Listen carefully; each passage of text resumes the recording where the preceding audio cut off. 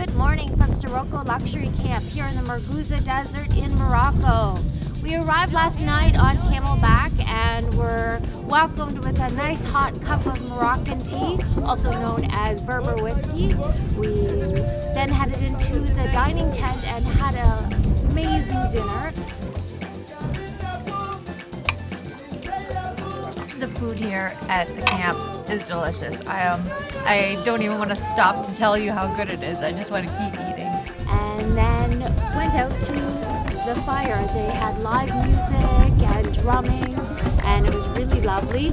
I had my first hot shower in the desert, so it was a nice hot shower, great water pressure, and then I jumped into a fluffy bed, nice thick sheets and pillows, and it was a really great sleep. We woke up this morning and went to the dining tent. In the morning, you come back to the dining tent and serve yourself some breakfast. I'm going to start with some Moroccan tea. And I really just want to say cheers to all the staff and the owners. It has been a lovely experience. I've never camped like this before. I hope all of you have an opportunity to visit.